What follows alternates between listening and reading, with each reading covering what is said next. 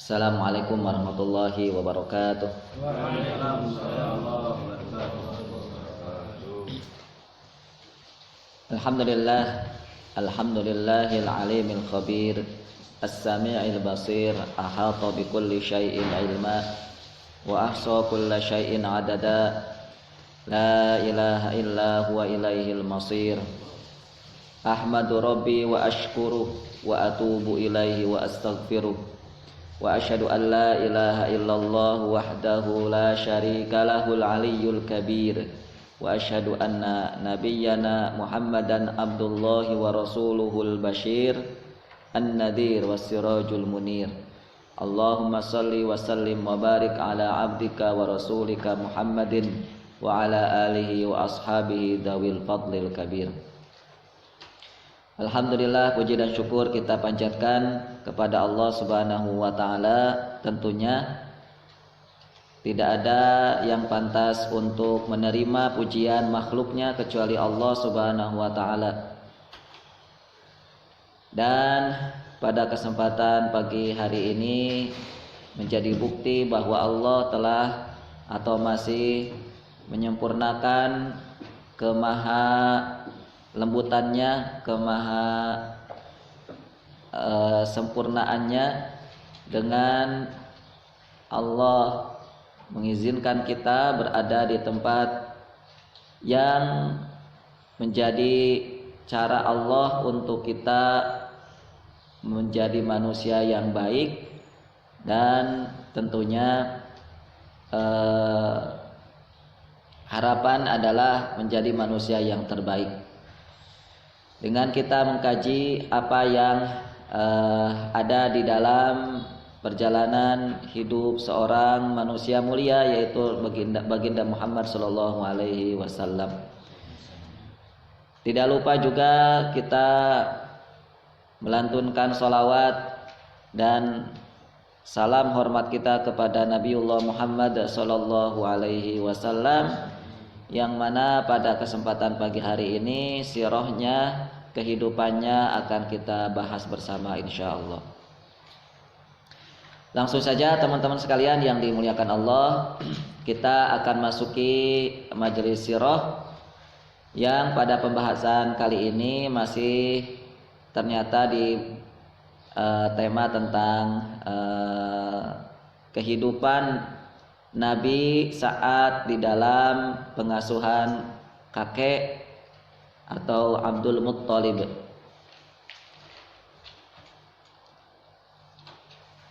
Kakek Abdul Muttalib, ya, kakek dari Nabi kita Shallallahu Alaihi Wasallam ini ternyata begitu istimewa, ya, karena namanya selalu disebut-sebut. Namanya selalu disebut-sebut, dan tentunya tidak hanya disebut-sebut tetapi dipelajari tentunya. Ada apa dengan sosok kakek yang bernama Abdul Muttalib ini? Ya, sehingga namanya selalu disebut-sebut di dalam buku-buku sejarah. Di dalam buku-buku sejarah. Tentu kalau dijawab pertanyaan tadi adalah karena sebabnya beliau ini adalah kakeknya Nabi. Karena beliau ini sebabnya adalah pengasuhnya Nabi, yang mengasuh Nabi, yang mendidik Nabi dan seterusnya. Itulah sebabnya nama dari Abdul Muttalib ini selalu disebut-sebut. Ya, selalu disebut-sebut. Sehingga ini pelajaran mahal bagi kita. Kalau nama kita ingin selalu disebut-sebut, maka jawabannya adalah kita harus selalu bersama Nabi. Kalau kita nama kita ingin selalu disebut-sebut di dalam buku-buku sejarah nantinya, ya jawabannya kita harus selalu bersama Nabi. Harus selalu bersama Nabi. Sehingga nama kita menjadi nama yang harum, nama kita menjadi nama yang diangkat, nama kita menjadi nama yang ditinggikan. Sebagaimana nama yang orangnya selalu kita sebut-sebut, yaitu Rasul Muhammad SAW. Kita pelajari, kita baca, kita dalami. Nah, gitu. Itulah yang membuat para ahli sejarah atau orang-orang mulia itu menjadi mulia, karena mereka berada di ruang sekitar Nabi kita Muhammad SAW.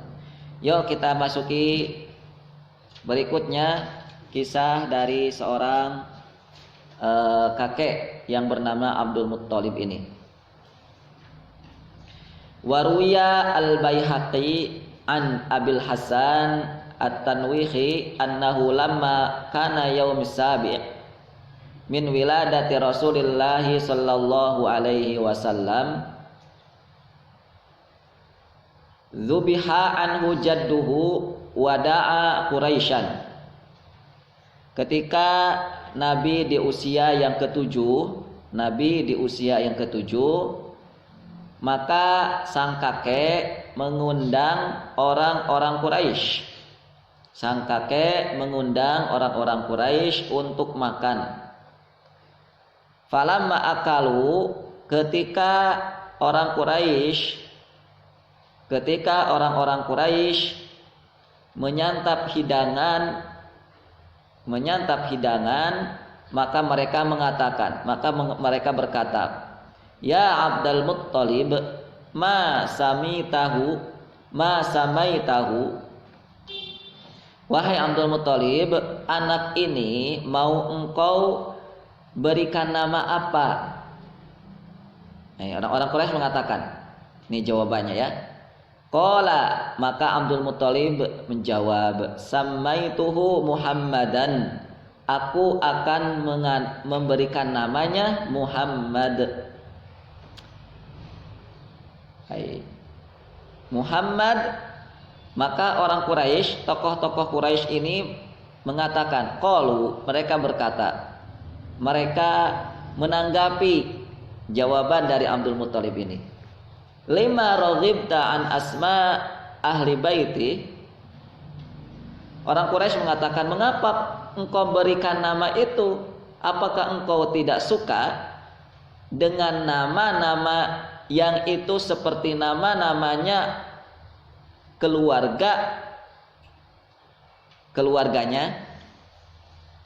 Kenapa engkau tidak memberikan nama yang nama-nama itu sama seperti nama-nama keluarganya? Keluarga Bani Hashim, keluarga Bani Muttalib, suku Quraisy. Kenapa engkau tidak samakan namanya dengan nama-nama keluarganya, dengan nama-nama leluhurnya? Lima raghibta, apakah engkau tidak senang? Qala, maka Abdul Muttalib menjawab, aradtu an yahmadahullah. Dengerin ya, mendengarkan jauh lebih baik daripada walaupun tidak paham, dengarkan saja daripada mengobrol ya. Aradtu an yahmadahullah, aku ingin dengan dinamakannya Muhammad supaya Allah memujinya. Nah, ini tujuan Abdul Muttalib memberikan nama cucunya dengan Muhammad. Di sini kita akan ngambil pelajarannya ya. Aradtu an yahmadahullah, aku ingin Allah memujinya. Tidak cukup itu, tetapi an yahmadahu fis sama, makhluk-makhluk yang ada di langit pun aku ingin memujinya. Dan wa khalaqahu fil ard, dan makhluk-makhluk yang ada di bumi pun aku ingin memujinya. Jadi dengan dinamakannya cucunya dengan Muhammad, itu kakek Abdul Muttalib ini berharap itu menjadi sebab semua makhluk baik yang di langit maupun yang di bumi memuji cucunya ini, memuji-muji cucunya ini. Ya. Baik. Ini kutipan yang sangat ringkas gitu ya. Kutipan yang sangat ringkas. Tapi coba lihat, nanti kita coba paparkan satu persatu. Setidaknya ada beberapa hal, 4 atau sampai 5 poin yang perlu kita dalami. Yang pertama, Abdul Muttalib memberikan nama cucunya dengan nama yang asing, tidak biasa atau tidak populer. Itu yang pertama. Abdul Muttalib memberikan nama cucunya dengan nama yang asing, dengan nama yang tidak populer, dengan nama yang tidak biasa. Mengapa sih orang-orang Quraisy mempertanyakan sesuatu, atau mengapa sih orang-orang itu mempertanyakan sesuatu? Ya. Salah satu sebabnya adalah karena sesuatu itu belum dikenal. Sebabnya ya, sesuatu itu belum dikenal atau asing, makanya dipertanyakan. Makanya mempertanyakan. Orang-orang Quraisy kan tadi mempertanyakan, kenapa namanya Muhammad? Nah, ini masalahnya, menurut orang Quraisy nama Muhammad adalah nama yang asing. Gitu. Jadi itulah yang juga sama dipertanyakan oleh tokoh-tokoh Quraisy kepada cucunya Abdul Muttalib, tentang cucunya Abdul Muttalib. Ya, mempertanyakan tentang nama cucu Abdul Muttalib ini lantaran nama tersebut tidak biasa atau asing. Dan terbukti bahwa nama Muhammad saat itu tidak biasa. Nama Muhammad saat itu tidak biasa. Tidak biasa dikenal di telinga orang Arab. Ya, tidak biasa dikenal di telinga orang-orang Arab, walaupun ada namun jarang. Ya, para ulama sirah yang saya pernah baca itu ya kurang hanya 5 orang dari semua penduduk Jazirah Arab itu yang namanya Muhammad. Kita kira-kira sekitar itu, jarang sekali. Ya. Bahkan ketika Rasulullah Shallallahu Alaihi Wasallam sudah diberikan nama, atau Rasulullah sudah dewasa, Rasulullah sudah sudah menjabat sebagai nabi, itu jarang sekali orang-orang memberikan nama. Jarang sekali orang-orang memberikan nama yang itu sama seperti Nabi Muhammad. Kita tahu ya, sahabat saja yang namanya sama seperti nabinya itu cuma satu. Yang kita kenal ya, yang kita kenal dalam sejarah, yaitu Muhammad bin Maslamah radhiyallahu anhu.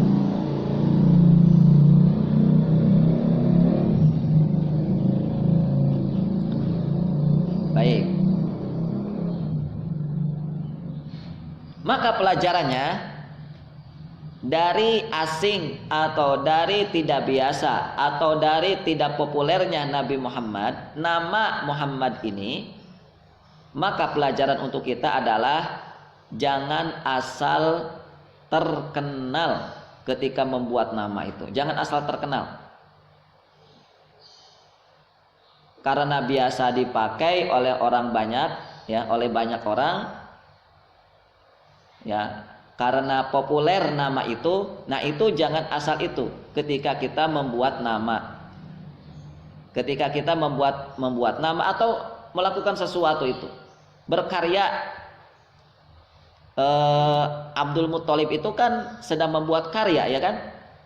Abdul Muttalib itu ketika membuat nama cucunya ini Abdul Muttalib sedang membuat karya.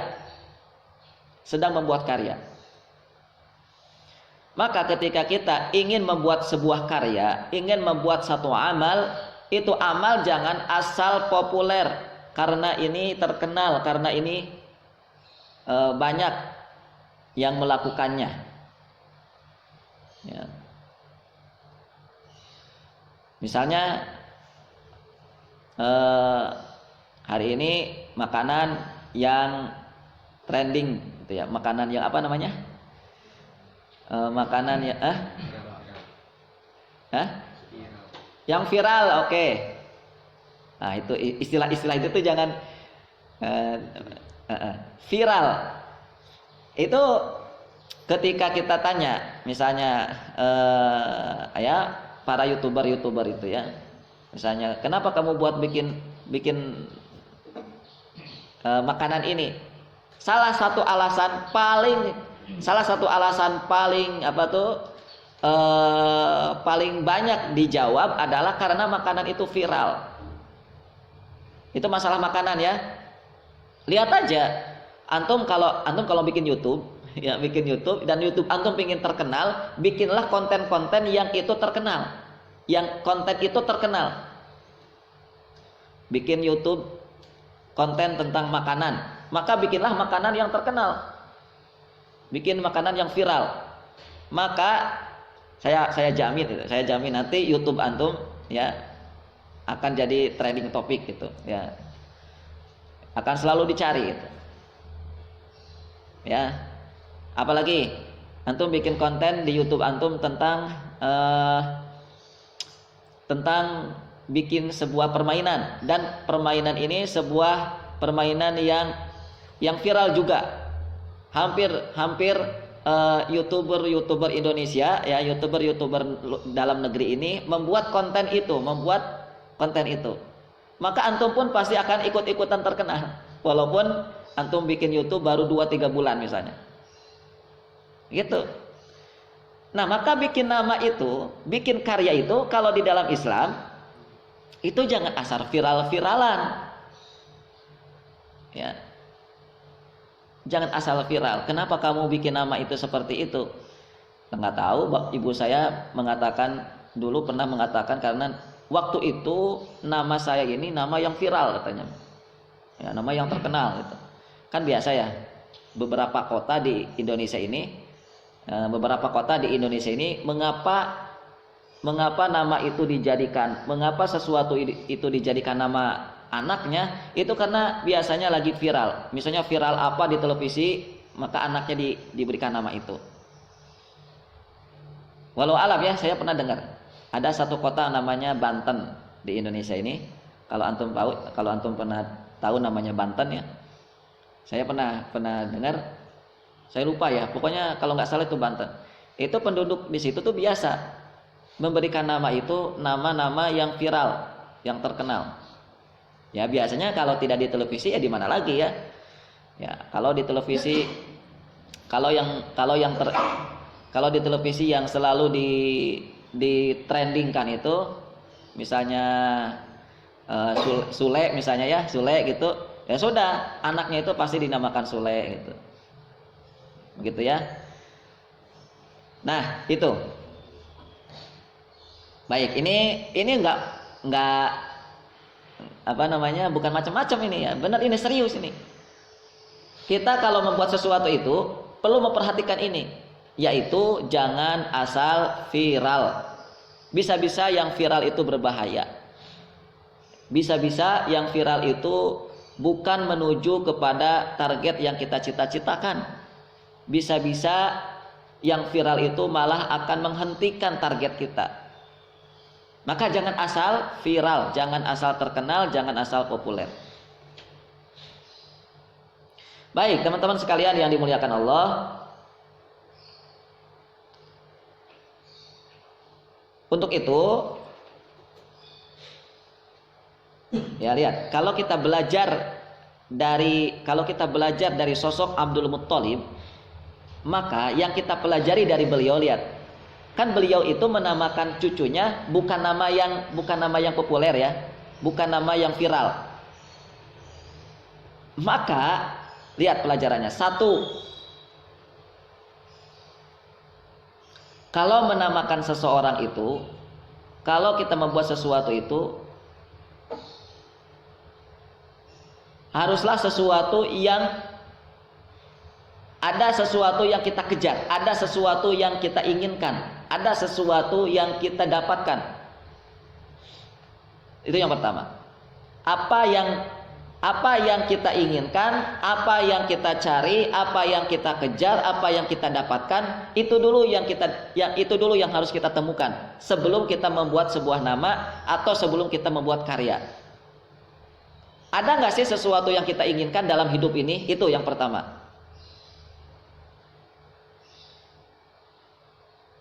Karena bahaya kalau kita tidak ada keinginan dalam hidup ini, kalau tidak ada sesuatu yang kita kejar dalam hidup ini, kalau tidak ada sesuatu yang kita cari dalam hidup ini, maka kita akan mudah terombang-ambing, maka kita akan mudah terbawa oleh arus yang viral-viral itu. Viralnya ke kanan, maka kita ikut ke kanan. Viralnya ke kiri, maka kita ikut ke kiri. Begitu. Kalau kita tidak punya keinginan, kalau kita tidak punya capaian.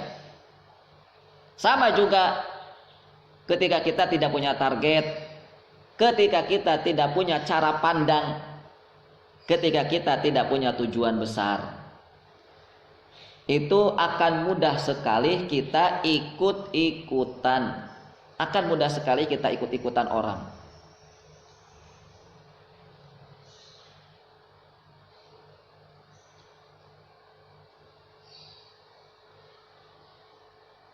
Karena kalau kita mempunyai cara pandang sendiri, memiliki cita-cita besar, memiliki visi besar, maka pasti kita tidak akan mudah mengikuti orang-orang itu. Kita tidak akan mudah mengikuti banyak orang. Ya, seperti Abdul Muthalib. Abdul Muthalib ini mengapa menamakan cucunya dengan nama Muhammad sallallahu alaihi wasallam? Karena ada yang diinginkan, karena ada yang ditargetkan, karena ada yang dicita-citakan. Berarti Abdul Muthalib ini punya cara pandang yang berbeda dengan cara pandangnya orang lain, dengan cara pandangnya tokoh-tokoh Quraisy. Ini sama-sama tokoh loh.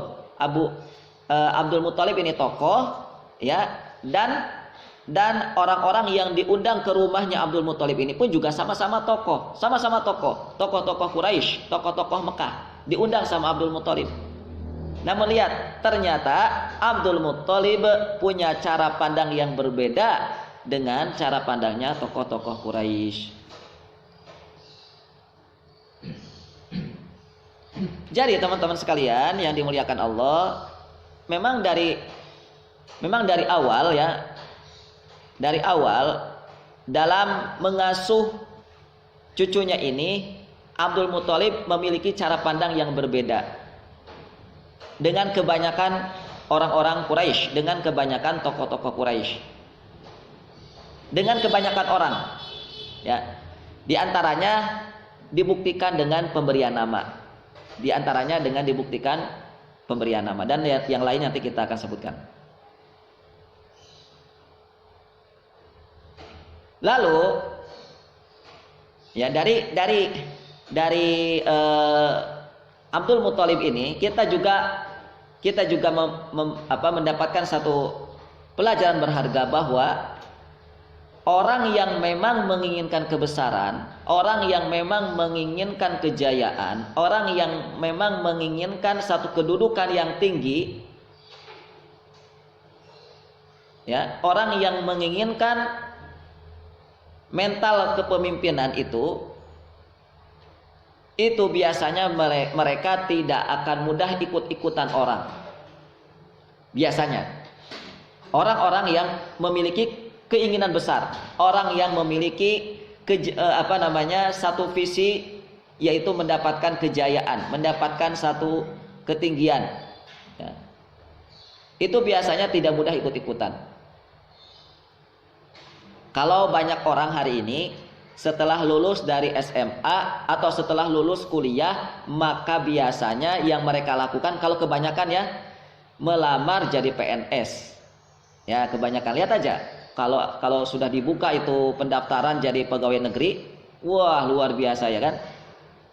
Daftar jadi pegawai. Itulah tradisi masyarakat Indonesia setelah lulus dari. Berarti ini pertanyaan besar. Pertanyaan besar ini. Mengapa kok masyarakat Indonesia lulus dari kuliah kok mereka kecenderungannya ingin menjadi pegawai, bukan jadi bos. Ada kesalahan besar ini dalam pendidikan kita. Kok ramai-ramai gitu ya, berjubel-jubel mendaftarkan diri menjadi pegawai. Masih mending menjadi pegawainya Allah, mendaftar di Masjid Baitul Arqam jadi takmir masjid, itu kan pegawainya Allah, itu masih mending itu. Nah, ini pegawai manusia. Sulit kita nyari orang-orang yang lulusan sarjana 1, sarjana 2, sarjana 3 ya, lulus ya ingin jadi bos gitu, bikin sebuah perusahaan sendiri. Walaupun kecil-kecilan, yang penting saya ingin jadi bos gitu, pemimpin. Maka berarti mungkin salah satu kesalahan pendidikan Indonesia di hari ini tuh kurang membangkitkan semangat untuk menjadi pemimpin. Ya.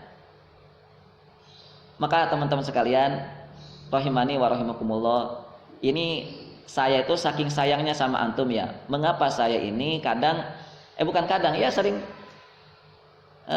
tolonglah jangan terobsesi untuk kuliah. Jangan terobsesi untuk kuliah. Karena lihat antum coba lihat, perhatikan. Mereka yang lulusan kuliah itu ngapain, mereka setelah lulus itu ngapain? Ya. Hatta lulusan kuliah luar negeri sekalipun. Ya. Baik, ya karena lihatlah, karena sistem ini yang berbicara, kita ini berbicara bukan tataran yang bawah, kita ini berbicara tentang sistem dunia ini dipegang bukan oleh Islam, ini masalahnya. Ya. Sistem pendidikan, sistem politik, sistem ekonomi ini yang megang ini sistem, ini bukan Islami. Makanya wajar ya rakyat Indonesia setelah lulus kuliah ya tinggi-tinggi, biaya keluar banyak, ya akhir-akhirnya mereka jadi pegawai juga. Akhir-akhirnya yang tetap menjadi bos itu ya mereka-mereka ini yang bukan asli orang Indonesia. Mereka yang dari Cina, mereka yang dari mana, itulah mereka kembali lagi yang jadi pemimpin perusahaan itu. Bukan antum sebagai pribumi.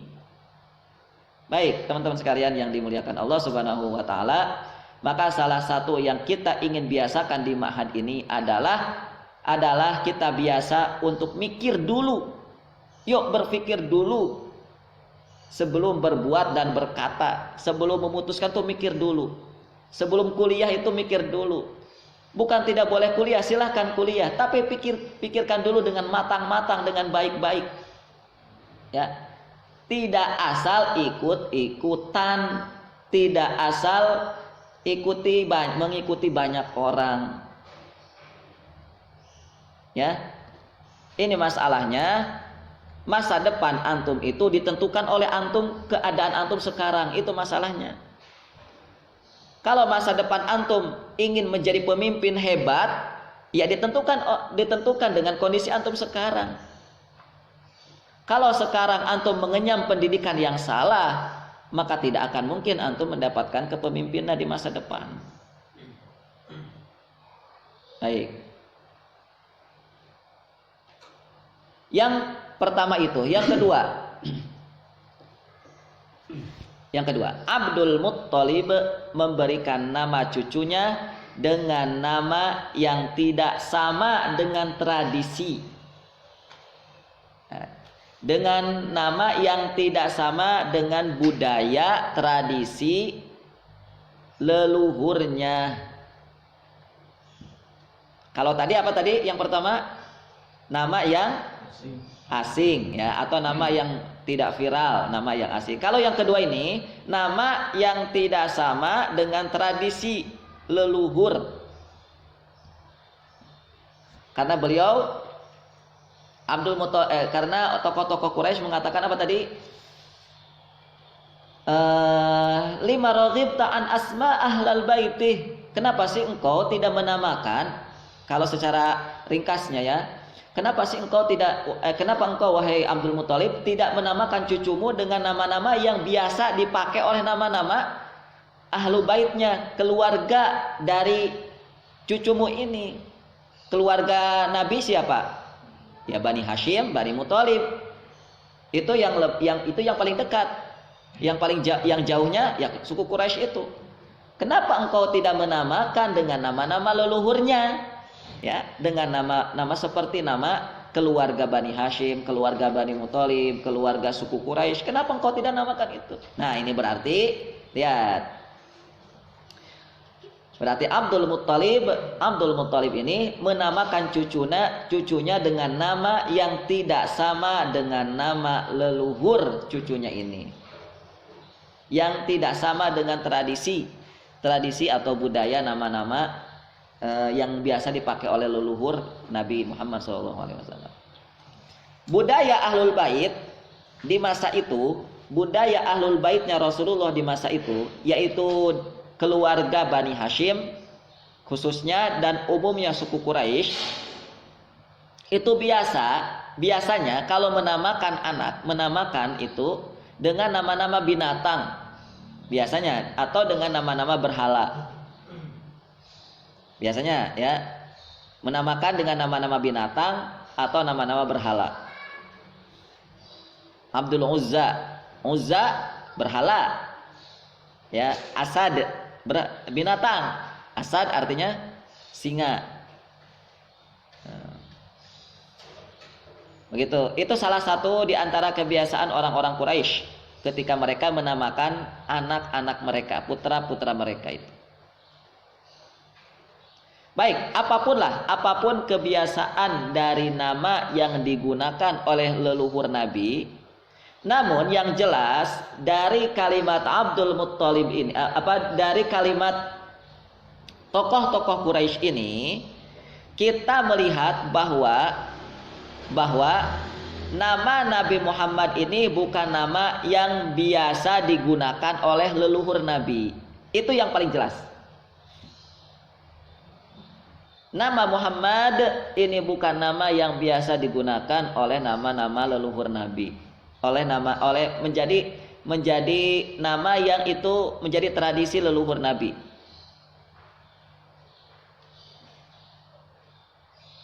Ya. Tradisi budaya leluhur itu kadang tidak sesuai dengan cita-cita besar.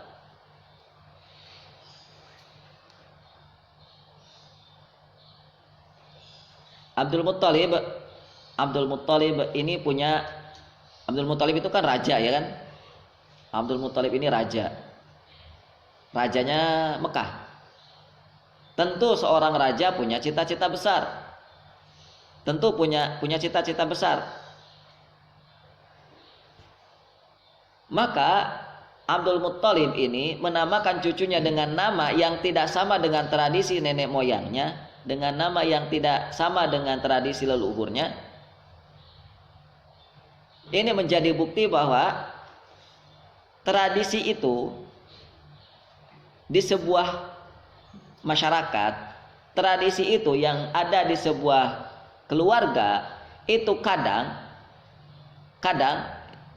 bisa jadi tidak akan sama dengan cita-cita besar yang diusungnya.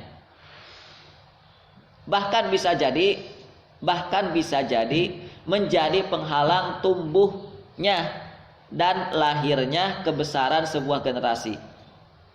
Sebuah generasi, anak cucu kita itu bisa jadi putus, bisa jadi tidak akan lahir menjadi orang besar, itu lantaran karena apa?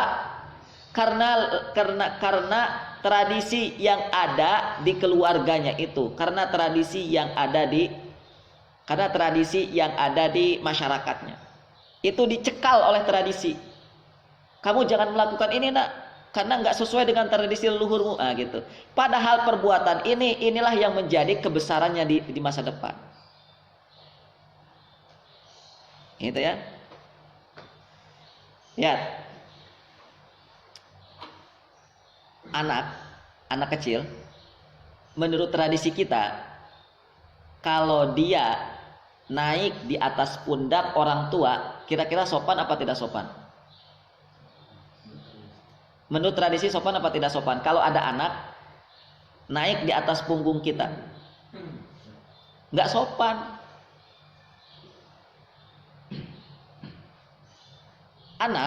Kalau anak naik di atas punggung orang tua yang lagi sujud sholat, kira-kira sopan apa nggak sopan? Tidak sopan kalau menurut tradisi. Tapi lihat, Hasan dan Husain radhiyallahu anhuma itu biasa naik di atas pundak Rasul, itu biasa. Sama Rasul diapain? Dibiarin. Sama Nabi itu dibiarin. Hasan dan Husain radhiyallahu anhu itu pernah duduk di atas punggung Rasul ketika Rasul sedang sujud, itu biasa. Saking lamanya itu sahabat menduga bahwa Rasul itu lupa. Itu ketika sholat sudah selesai ya, assalamualaikum, assalamualaikum. Para sahabat kan bertanya-tanya, ya Rasul, kenapa engkau tadi sujudnya lama? Itu dikisahkan begitu. Karena Rasul jawab apa? Karena aku ingin cucuku ini bernikmat-nikmat di atas pundak atau di atas punggungku ketika aku sedang sujud. Gitu. Coba hari ini kalau ada anak padahal naik di atas ayahnya sendiri, naik di atas pundak ayahnya sendiri, itu pasti akan disingkirin. Nah, jangan, nggak sopan, biasanya kayak gitu ya. Tapi lihat Hasan dan Husain, karena gara-gara beliau biasa naik di atas pundak kakeknya siapa? Rasulullah. Karena biasa naik di atas punggungnya kakeknya siapa? Rasulullah. Lihat, di masa depan Hasan Husain menjadi pemuda-pemuda hebat. Bahkan menjadi pemimpin pemuda di surga. Sayyid Syabab Ahlil Jannah. Itu siapa? Hasan dan Husain. Pemimpin pemuda di surga itu Hasan dan Husain, yang ketika kecil biasa duduk di atas pundak Rasul. Gitu. Kalau hari ini kan gayan, iya. Jangankan duduk di atas pundak lah ya, duduk di atas paha saja, duduk di atas paha guru misalnya. Padahal anak kecilnya biarin aja sebenarnya, tapi ya gitulah karena tradisi memang. Coba misalnya saya gitu ya, saya lagi ngajar. Kemarin lah saya lagi ngajar gitu, saya lagi ngajar ibu-ibu. Kemudian ada anak di situ, celok di sini duduk,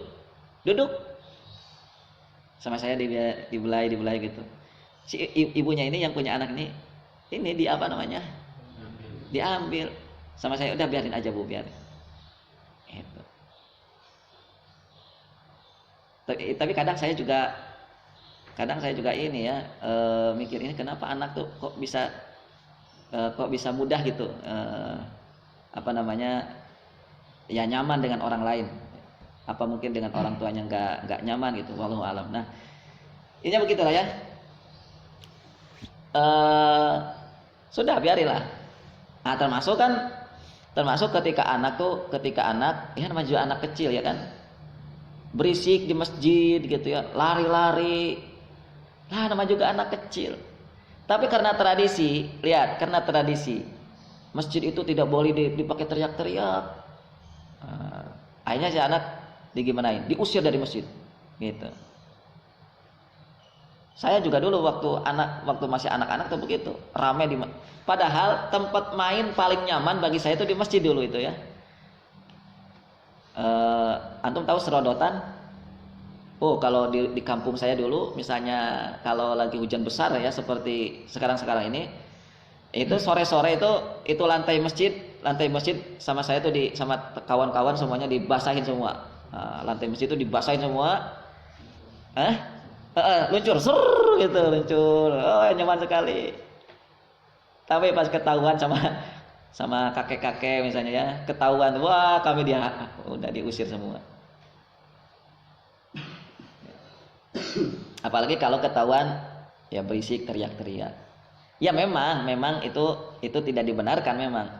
Tapi ya caranya tidak seperti itu kalau sesuai dengan ilmu ya. Tapi ya gitulah. Baik, teman-teman sekalian yang dimuliakan Allah Subhanahu wa taala, untuk itu ya bahwa namanya kejayaan, namanya kebesaran itu, namanya ketika kita ingin menjadi pemimpin yang hebat itu kalau dilihat dari sejarahnya ini tidak lahir mutlak hasil dari asuhan sebuah budaya leluhur yang turun temurun, bukan mutlak itu lahir dari pengasuhan tradisi budaya atau tradisinya keluarga atau tradisinya leluhur. Lihat, Nabi itu kan lahir dari keluarga besar yang dikagumi, Bani Hashim. Nabi itu lahir dari keluarga yang bermunculan banyak tokoh-tokoh dan saudagar-saudagar kaya dari Bani Hashim itu. Nabi juga lahir dari suku yang namanya ada di dalam Al-Qur'an, yaitu Quraisy. Surat Quraisy. Itu saking istimewanya Quraisy, itu dijadikan nama Quran sendiri. Dijadikan nama salah satu nama surat dalam Al-Qur'an tuh. Surat Quraisy. Ada berapa ayatnya? Ada 4 ayat. Itu betapapun suku Quraisy yang menjadi atau yang yang menjadi suku di mana Nabi lahir, atau betapapun istimewanya Bani Hashim, Bani Muthalib yang itu menjadi keluarga besar Nabi, tetapi tetap saja kebesaran Nabi di masa depan itu tidak sepenuhnya mengikuti tradisi keluarga besarnya, tidak sepenuhnya mengikuti tradisi sukunya, tidak. Walaupun toh tadi sukunya benar-benar istimewa Quraisy, ya keluarga besarnya benar-benar istimewa yaitu Bani Hashim, tidak. Bahkan masalah nama saja, ya tadi masalah nama saja yang diberikan oleh Abdul Muthalib itu nama yang tidak sesuai dengan tradisi keluarga besarnya, tidak sesuai dengan tradisi sukunya.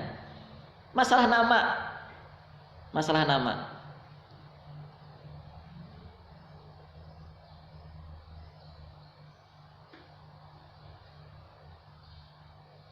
Jadi seolah-olah ini menggambarkan kepada kita bahwa Allah ini menghendaki Nabi agar diambil namanya bukan dari kebiasaan sukunya.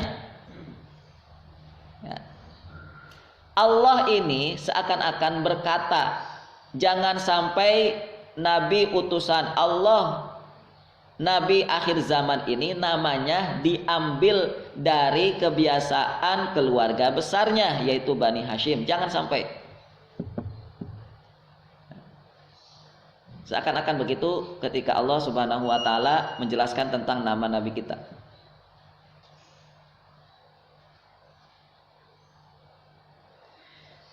Baik, lalu pertanyaan besar. Kalau begitu, bagaimana caranya kita mencari nama? Ini kita sekarang sedang berbicara tentang masalah nama, ya. Ya, kita sedang berbicara masalah nama. Ini karena kita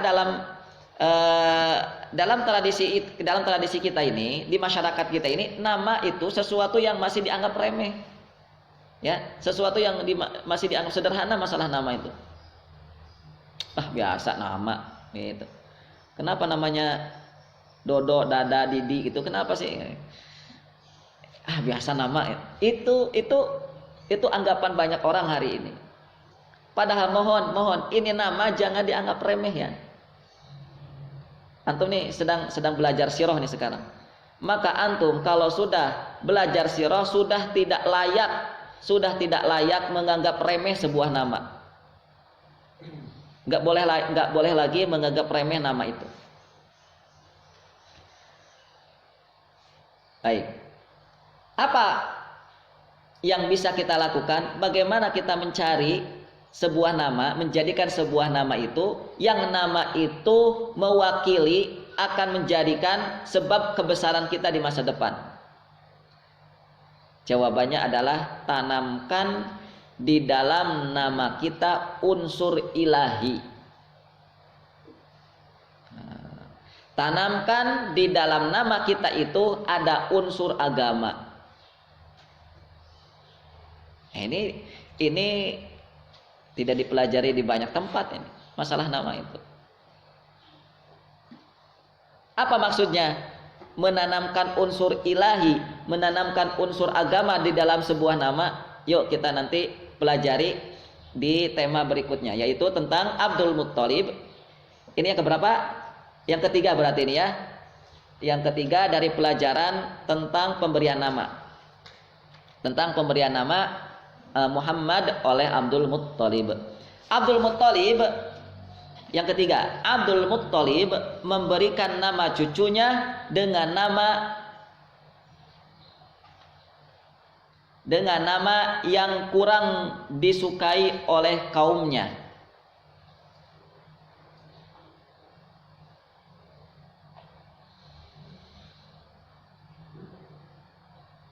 Abdul Muttalib menamakan nama cucunya dengan nama yang kurang disukai oleh kaumnya.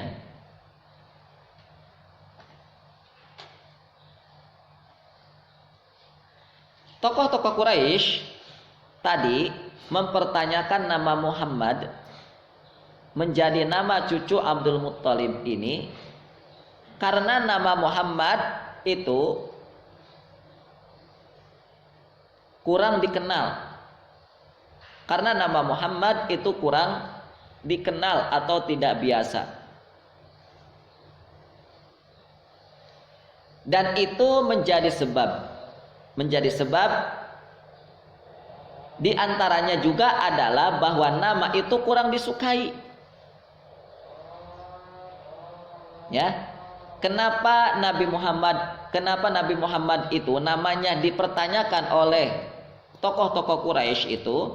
Karena namanya tidak dikenal, karena namanya asing, karena namanya tidak populer. Sesuatu yang tidak populer, sesuatu yang tidak biasa, sesuatu yang asing itu adalah biasanya sesuatu itu yang kurang disukai, kurang disenangi,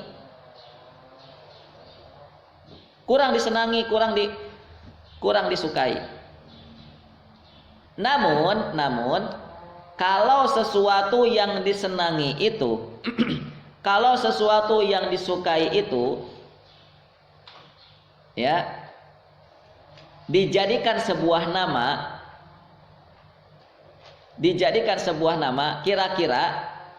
kira-kira masih tetap dipertanyakan atau tidak? Tidak. Tapi yang terjadi apa? Responnya akan bagaimana? Kalau ada nama yang disukai oleh banyak orang, kalau ada nama yang disenangi oleh banyak orang, kira-kira respon orang akan gimana? Hah? Biasa aja, terus?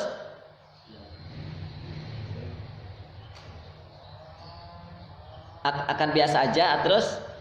Biasanya akan dipuji. Oh, kamu bagus, namanya ini, namanya itu, ya. Itu kalau namanya disenangi oleh banyak orang. Orang kan hari ini senang dengan Ronaldo. Orang hari ini senang dengan Messi misalnya. Orang hari ini senang dengan siapa lagi sepak bola tuh? Neymar misalnya. Oh, bagus nama kamu, Neymar. Kan biasanya dielu-elukan kan? Dielu-elukan gitu, dipuja-puji. Wah, nanti semoga kamu jadi Neymar ya. Iya. Semoga kamu dibagus-baguskan. Kalau apa? Nama itu disenangi oleh banyak orang. Tapi nama Muhammad ini dulu tidak biasa. Makanya dipertanyakan. Ya, tidak biasa. Ini salah satu sebabnya karena itu nama tidak disukai. Ya, di antaranya tidak disukai dan tidak disenangi. Baik.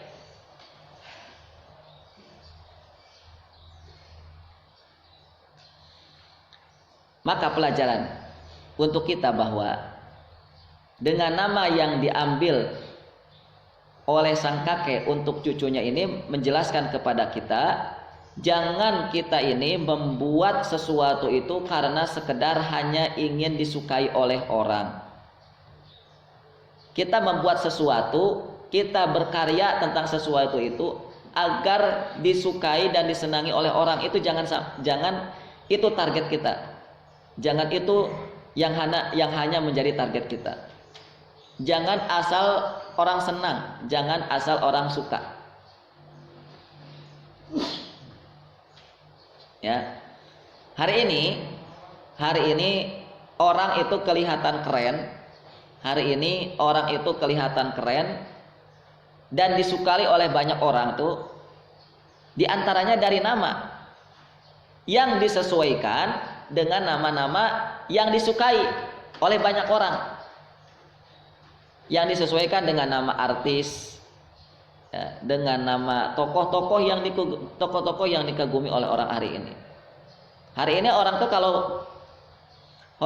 kalau menganggap keren orang tuh ya, itu biasanya dilihat dari nama.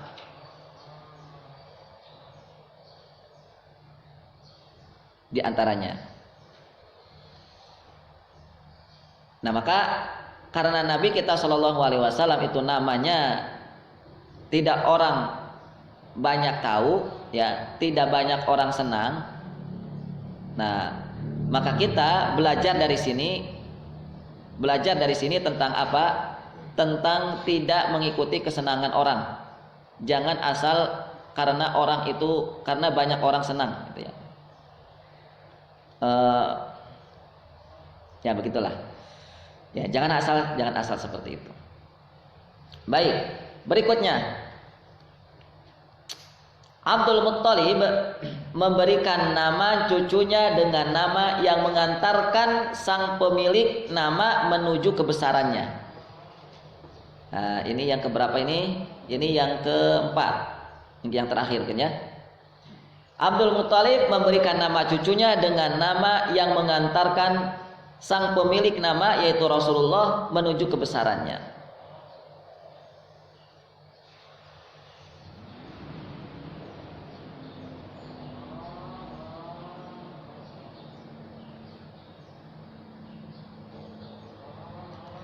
Sebagaimana yang telah disampaikan di atas, yang tadi kita bicarakan, bahwa kebesaran Nabi itu terletak pada namanya. Kebesaran Nabi itu terletak pada namanya. Yang kita tadi sebutkan, karena nama Nabi ada unsur ilahi, ada unsur agama. Di mana letak unsur ilahinya di dalam nama Rasul kita itu? Ini di ucapan dari kakek Nabi. Kakek Nabi tadi mengatakan bahwa tujuan dan harapan cucuku ini nanti di masa depan, kenapa aku memberikan namanya Muhammad? Karena agar cucuku nanti agar dipuji oleh Allah. Ya, an yahmadahullah, agar Allah memuji cucuku nanti. Ini kan unsur ilahi, ya kan? Ini unsur agama ini. Agar penduduk langit memuji cucuku nanti. Ini juga unsur agama, unsur ilahi.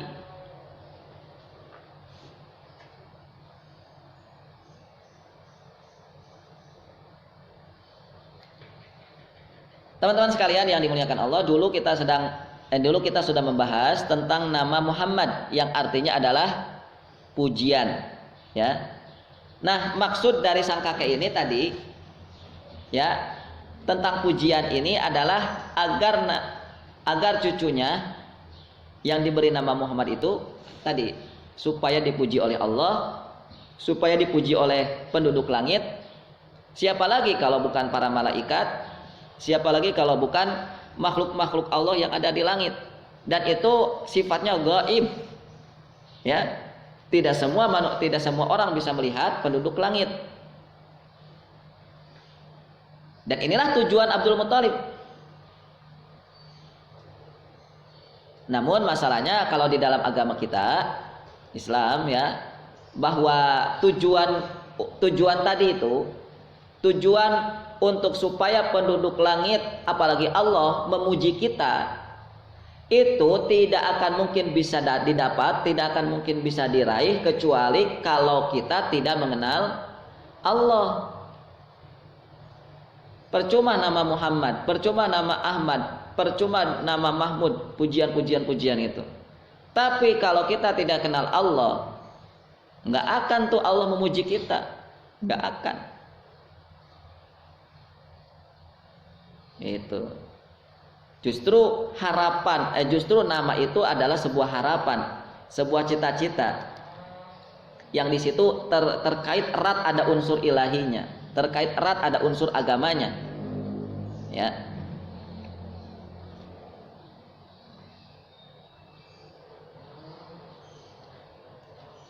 Baik, kita coba lihat membahas tentang unsur ilahi yang ada di dalam sebuah nama.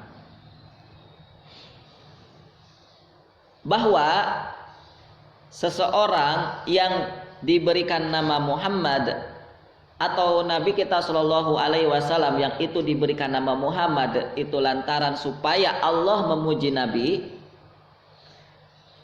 itu hanya akan bisa terjadi ketika orang yang mengenal Allah. Itu yang pertama. Itu bisa terjadi kalau orang yang bernama Muhammad, orang yang bernama Ahmad, orang yang bernama Mahmud itu mengenal Allah. Dan mengenal Allah inilah menjadi sebab tumbuhnya iman. Iman itu bisa tumbuh sebabnya karena apa? Karena mengenal Allah. Kalau tidak kenal Allah tidak akan ada iman. Tidak akan ada iman.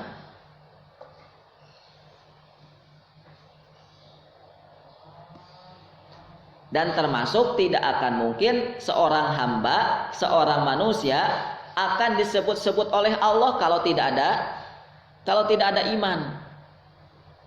Kalau tidak ada keyakinan terhadap Allah, terhadap akhirat, terhadap alam gaib, nggak akan mungkin dipuji kalau tidak ada iman. Untuk itu kita tahu bahwa jika seseorang atau sebuah masyarakat yang tinggi, masyarakat yang mulia, maka syaratnya kalau di dalam Al-Quran itu adalah harus membawa unsur keyakinan. Kalau sebuah masyarakat ingin bangkit, sebuah masyarakat ingin dimuliakan, maka harus ada unsur imannya. Sebagaimana Allah sampaikan di dalam Al-Quran, wala tahinu wala tahzanu wa antumul a'laun in kuntum mukminin. Jangan bersedih, jangan gelisah. Wa antumul a'laun, kalian itu tinggi nih, lihat kata Allah. Kalian itu tinggi, kalian itu dimuliakan, namun kalau kalian mukminin, namun kalau kalian itu beriman. Ya. Jadi iman inilah sebab, jadi iman itulah sebab dimuliakannya seseorang, ditinggikannya seseorang. Itu karena lantaran iman. Nah, sekarang lihat, coba perhatikan dalam nama kita. Coba perhatikan di dalam nama kita. Ada unsur ilahinya enggak? Ada unsur agamanya apa tidak? Di dalam nama kita.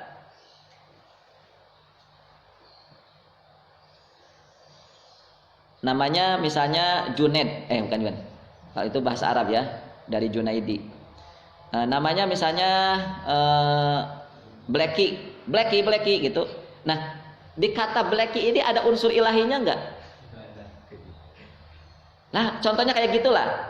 Maka kalau di dalam nama-nama antum gak ada unsur ilahi, buang, karena nama antum tidak akan menghasilkan kebesaran. Gak akan ada nama yang yang tidak ada unsur ilahi itu menghadirkan antum menjadi orang besar, itu gak akan.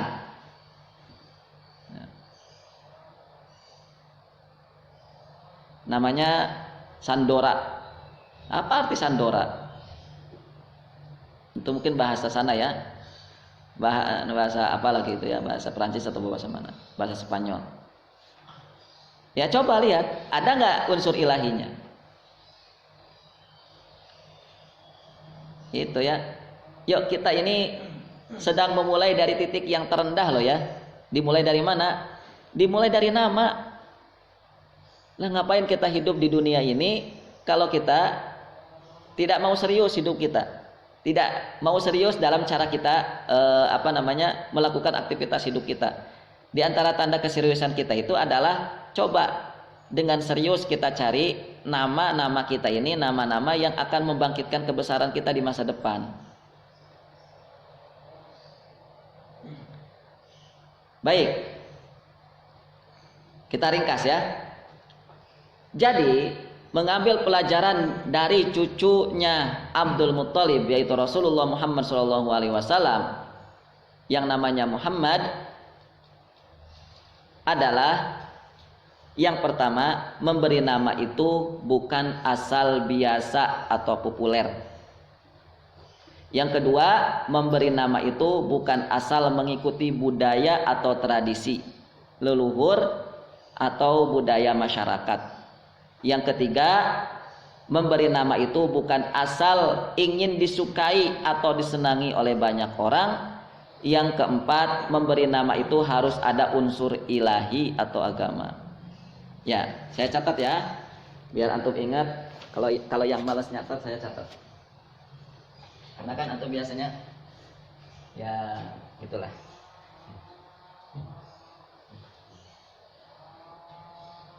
Jangan asal biasa.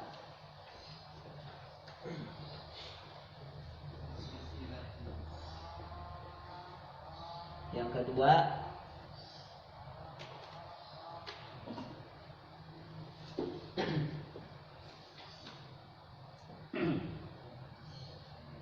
kalau menganggap penting silahkan tulis, kalau enggak penting ya jangan ditulis. Jangan asal mengikuti.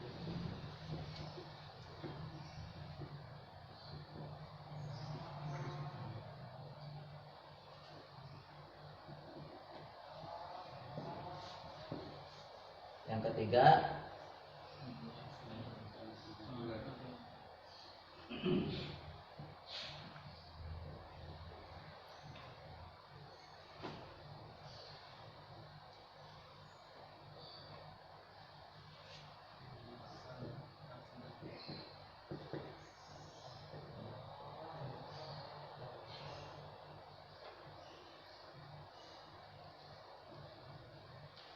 yang keempat,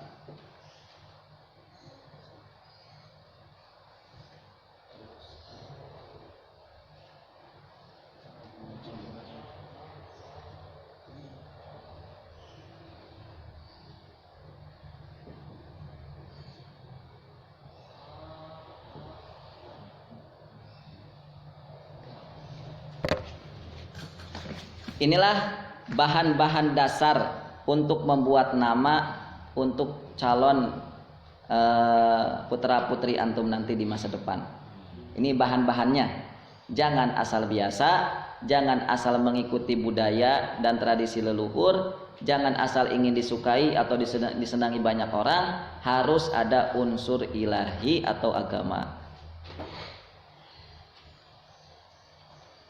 Baik, kita masuki tema berikutnya.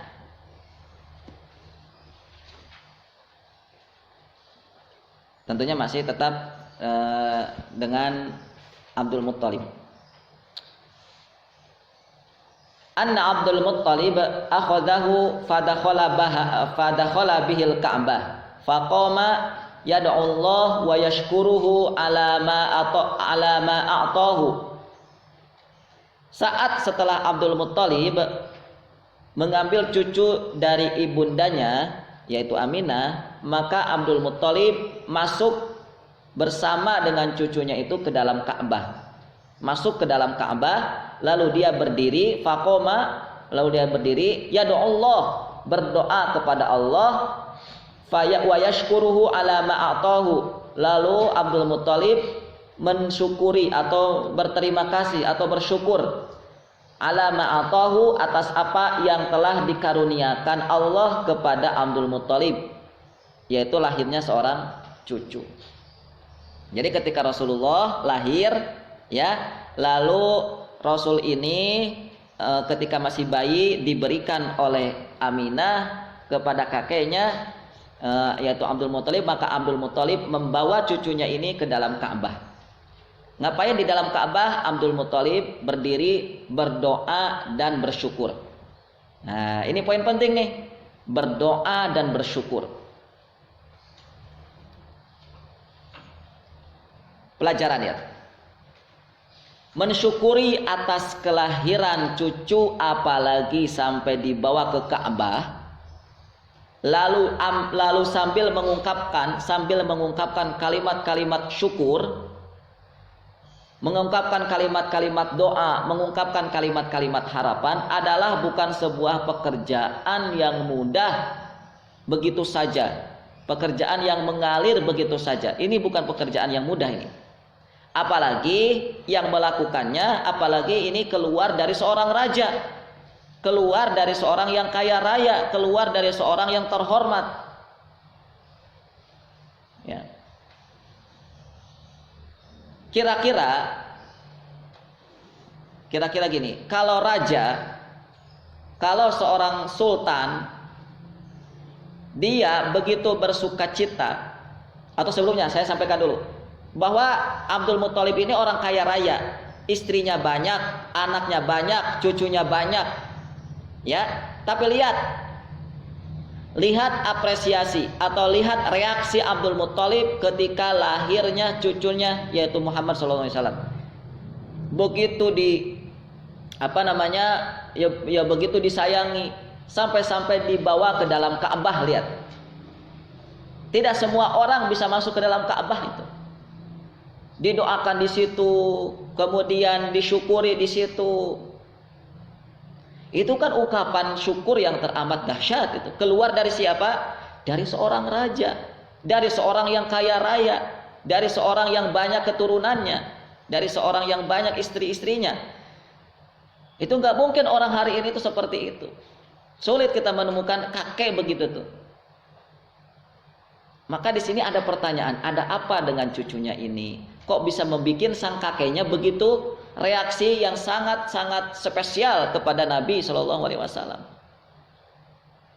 Kenapa?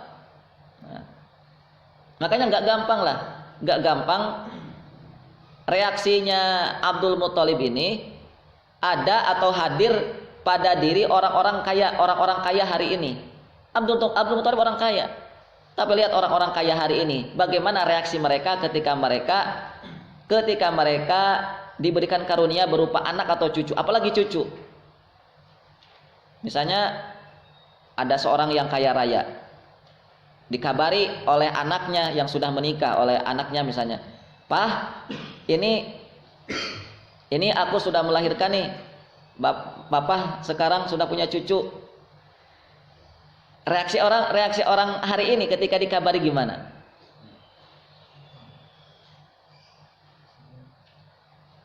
Ya, coba perhatikan saja. Ya, perhatikan. Kira-kira ada yang sampai sujud syukur? Kira-kira ada yang sampai datang?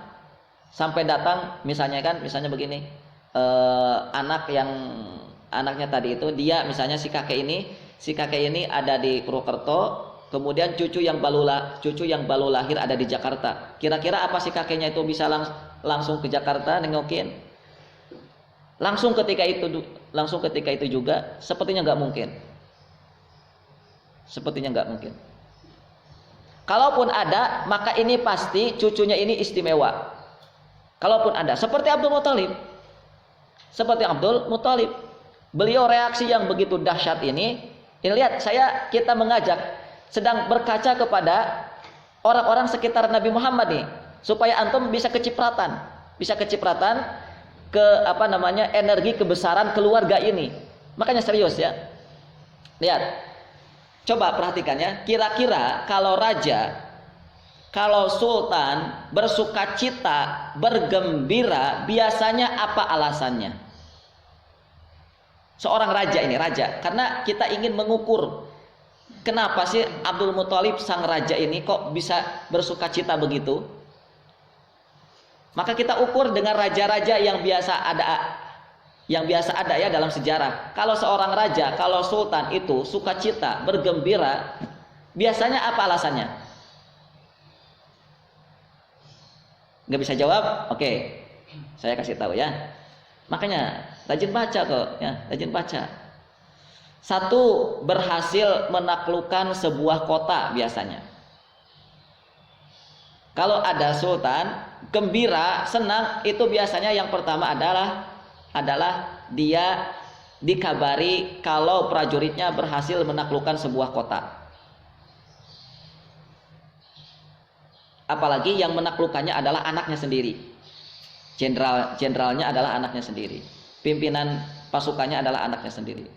Wah, itu pasti luar biasa. Yang kedua, dikaruniai keturunan yang akan melanjutkan tahta dan kekuasaannya.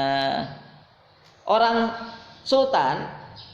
kesultanan itu kan nggak akan mungkin bisa terus ada kalau tidak ada penerus, ya kan? Seorang raja tidak akan sebuah kerajaan, sebuah kesultanan tidak akan mungkin terus menerus kalau tidak menghasilkan keturunan. Makanya raja, sultan, kalau mendengar dari istrinya, ya sultan, aku mengandung. Apalagi kalau lahirnya laki-laki, lihat. Itu biasa kalau di kerajaan Kesultanan Turki itu ya, Kesultanan Turki atau Kesultanan Saljuk itu, kalau ada lahir anak laki-laki itu, mereka akan teriak dengan mengatakan takbir, Allahu Akbar, Allahu Akbar. Senang banget. Kenapa? Yaitu karena kalau anaknya laki-laki, maka dia nantinya yang akan melanjutkan kekuasaannya, yang akan melanjutkan kekaisarannya, yang akan melanjutkan kerajaannya. Kalau tidak ada anak, pasti nanti akan runtuh itu kerajaan. Akan runtuh. Di antaranya dengan cara apa? Akan ada cara perebutan kekuasaan gitu. Di antaranya itu. Makanya kerajaan-kerajaan termasuk kerajaan Turki Utsmani itu di antaranya dulu pernah sempat hancur karena apa? Ada terjadi perebutan kekuasaan. Ya. Jangankan tidak ada keturunan tapi banyak anak raja yang laki-laki ada 3 misalnya. Anak raja misalnya misalnya ya, salah satu sultan Turki Utsmani namanya Utsman. Lahir anak ada 3 misalnya anaknya. 1 Mehmed, 2 Murad, 3 Orhan misalnya. Itu nanti kalau anak-anaknya tidak dibimbing oleh ulama, itu pasti akan terjadi perebutan kekuasaan. Karena siapa lagi yang akan melanjutkan Utsman misalnya ya, Turki Utsmani, kecuali dari 3 anaknya ini, ya Mehmed, ya Orhan, ya Murad misalnya gitu. Itu kalau 3-tiganya tidak dibina ruhnya, agamanya, kepemimpinannya, mereka akan sama-sama saling mengakuisasi gitu. Aku yang paling berhak. Gitu. Itu yang punya anak, apalagi kalau tidak punya anak. Wah, itu sudah terjadi perebutan kekuasaan di mana-mana itu. Misalnya dari mana? Misalnya dari keluarga sultan, dari arah, misalnya kalau sultan ini punya istri 4 atau punya istri banyak gitu. Wah, itu kan nanti akan merembet. Atau sultan ini punya adik, ya punya adik laki-laki. atau sultan ini punya keluarga yang lain gitu. Atau sultan ini dulunya lahir dari suku mana gitu ya. Karena kan kesultanan itu adalah persatuan dari sebuah suku-suku besar. Ya, seperti Kesultanan Turki Utsmani ini adalah persatuan dari suku-suku. Di situ ada suku Kayi, di situ ada suku Dodurga, di situ ada suku apa lagi ya. Kenapa saya baca masalahnya? Itu kesatuan banyak suku itu. Bersatulah suku-suku itu maka membentuk sebuah kerajaan namanya Turki Utsmani. Baik, itu akan terjadi perebutan kekuasaan. Kalau apa? Tidak punya anak. Maka kalau ada sultan yang punya anak laki-laki itu senangnya luar biasa. Itu kalau sultan ya, itu kalau raja yang punya anak, lahir anak lalu gembira, itu sebabnya. Karena apa? Karena kenapa seorang sultan itu gembira ketika melihat anaknya lahir? Jawab, karena ada penerus. Itu kalau sultan. Kalau rakyat biasa, kita masyarakat biasa, biasanya kalau orang biasa mendengar kalau misalnya punya anak, lahir anak, itu sebabnya kenapa? Dia senang. Coba jawab kayak lah, terserah antum, jangan diam. Apa kira-kira? Kalau orang biasa, rakyat biasa nih kayak kita gitu, kemudian senang mendengar istri kita lahir gitu. Senangnya itu gara-gara apa? Kalau nggak ada harapan, kan banyak hari ini nggak sedikit kok, ya. Antum punya harapan gitu? Hah? Antum punya harapan? Uang ditanya, kamu keahliannya apa? Nggak tahu. Kamu mau apa? Nggak tahu. Belum punya harapan antum kan? Antum yang belajar sirah saja hari ini kalau ditanya belum tentu tuh antum punya harapan. Apalagi orang umum sana tuh, orang yang belajar di SD, SMP, umum itu, kalau ditanya harapannya apa? Adapun kalau ada, pasti harapannya ujung-ujungnya pasti dunia lagi, ya, itu. Kira-kira apa dong? Hah? Satu ya, bertambahnya jumlah anggota keluarga. Biasanya nggak ujung-ujungnya ke situ kok. Kenapa kalau rakyat biasa itu lahir gembira karena lahirnya anak? Bertambahnya anggota keluarga. Yang kedua, wah bisa rame gitu ya. Yang tadinya cuma 2 orang, suami istri, lahir ada anak gitu, rame. Ya. Apalagi nanti lahirnya kembar gitu. Ya. Itu kalau rakyat biasa.